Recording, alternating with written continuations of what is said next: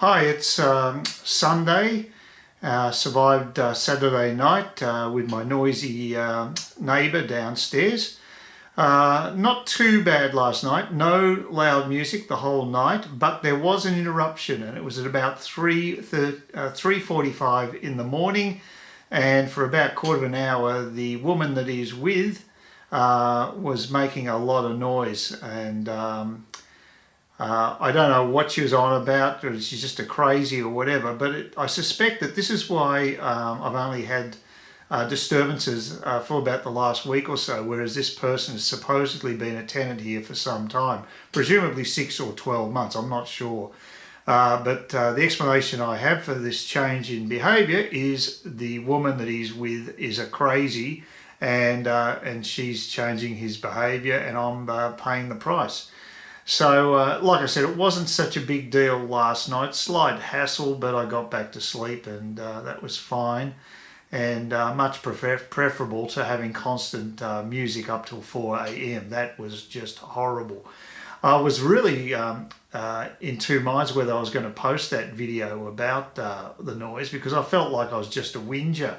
And I didn't want to do that. I just wanted to be Mr. Negative and carry on. But I was absolutely amazed at how many people were in the same boat as me. It's not an uncommon occurrence to have noise from neighbours. It seems to be, well, it is listed as number one bylaw for the body corporate, so there must be quite a few people that are subjected to that type of hassle. So again, I had no idea that this would be a reasonably popular video, but it tended to hit a chord with a few people. So which is a bit of a shame, really, that that's occurring. But I guess in these times we're locked up more than usual, so it's becoming much more of an issue. I mean, things could always be worse. I'm a single guy, so I'm okay. But just imagine if you're a couple and you're on the rocks with your relationship, and they happen to bring in the shutdown just as you guys are about to split. This would prevent you from presumably leaving on, say, financial grounds. And so you'd have to put up with each other and for weeks on end, and that would be pretty horrible. So I guess there's always people worse off than yourself, so you've got to remember that.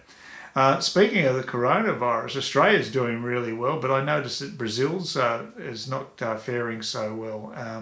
Got about 10,000 deaths apparently, and mind you, the population of Brazil is about 211 million people. It's quite a large country, so I guess percentage-wise, it's probably on par with some of the bigger countries with the corona. In other words, the US and the UK. It's probably in the same sort of ballpark as them per capita. But yeah, still a bit frightening. But I suspect it'll probably level out with the herd immunity kicking in.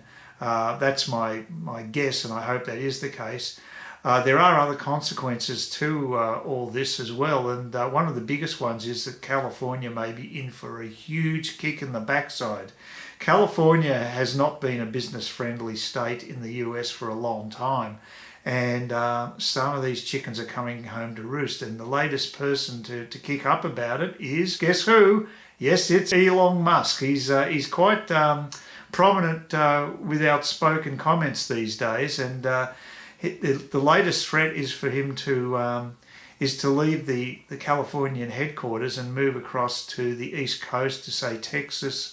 I thought there was some other state that was maybe New Mexico and Texas, because the tax situation and the regulatory situation is so much more business friendly in those locations. It doesn't come as a huge surprise to me, because I've noticed that he has invested in other states of recent times with gigafactories and the like, and he has made that threat. Although he did actually also lease the port of Los Angeles for the production of the Starship, so he's committed to that. So I imagine he's going to have to do business with California for some time. But California is a state of huge extremes. You have incredible wealth. It's got the highest number of billionaires in the world, to my knowledge, and it also has the highest percentage of welfare recipients in the United States by states. That is the state with the greatest percentage of welfare recipients. So it's a real dichotomy between the have and the have-nots, and if they do lose the rich billionaires who have been basically holding the state up, it's going to be in all sorts of strife. So it's been, I guess, the decimation of the middle class in California back in the 60s or so. It was actually the golden state, not just because of the weather, it was also financially doing extremely well as well. But nowadays it seems to have fallen off its pedestal, and because America is like Australia with being a federal system, having independent states as we do here, if you find there's a state that doesn't suit your liking as a business person, you can move, and the same applies for individuals if they don't like the educational system or whatever. The taxes apparently are horrendous for both business and consumers in California, and there's lots of unfunded superannuation schemes for public servants in California. There's a lot of chronic problems.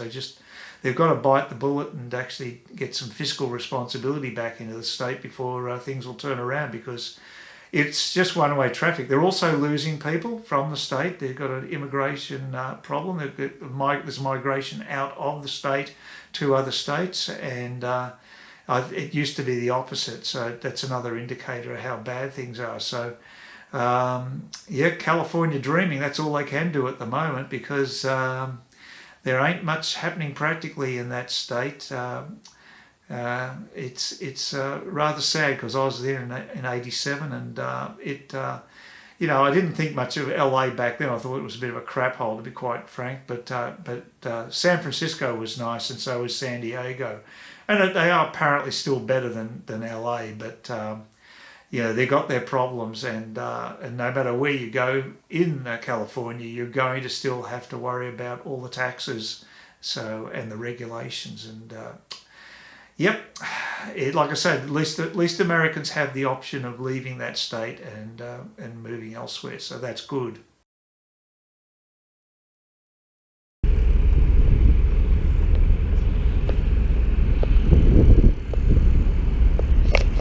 Yeah, riding an electric scooter on the road. I don't know if I'll be doing that, but I guess it's reasonably quiet up here compared to the big smokes of Melbourne and Sydney. But still, I had enough trouble trying to control it on the footpaths. But mine's been in suspended animation, if you like. I haven't charged it for about 6 months or more, because it's got a flat tyre, and don't want to be bothered getting it fixed. My cousin's probably right, I should just sell the damn thing. But it's just impractical for someone on an upper level in flats. It's just too heavy to haul down to street level, so that's okay. It was a nice idea, a bit of fun, but I probably would have been better off hiring a damn scooter rather than buying one, given the few times I actually used the damn thing. So got out of my system anyway, relatively cheap. Around, I think it was about $450, and the good thing is the batteries haven't exploded or gone or burnt or whatever, so that's nice. But yeah, I probably should just get the thing, get rid of it. I don't think I'll ever ride it again. Oh, one retail place is doing okay. Officeworks is absolutely packed out. Really long queue of people to get to the payment area, and only about half of the printers were available, so I had to wait for one to become available, because what they've done is they put a coronavirus sign on every second screen, so you can't use it, so forcing people to distance themselves from one another. Then there's some idiot just wandering around with some sort of coronavirus message being played on his mobile and just hanging around right next to me. I mean, like I say, people here just don't get social distancing. They don't understand it. His Starship finally did a static fire. It just seemed like a big explosion for a second or two, but apparently it was a static fire. So he's passed that hurdle, so next we'll finally get to see the flying silo, I should say. That's what it looks like, a wheat silo. Get to see this thing go up into the air in Boca Chica, Texas. That'd be good. So that's the next step, but it could be a week or two ahead. So we'll see. Also discovered he's got a baby on the horizon. He's been with a girl, a singer named what was her name? Strange name, but then she's a singer. They all got strange names. Anyway, he's been with his singer Squeeze for a few years now. I wasn't even aware of that. I knew he'd had some girlfriends in the past, but I wasn't aware he's in a steady relationship. So there you go. Just discovered that today. So good on you, Elon. You're a champion, and keep up the good work on many fronts.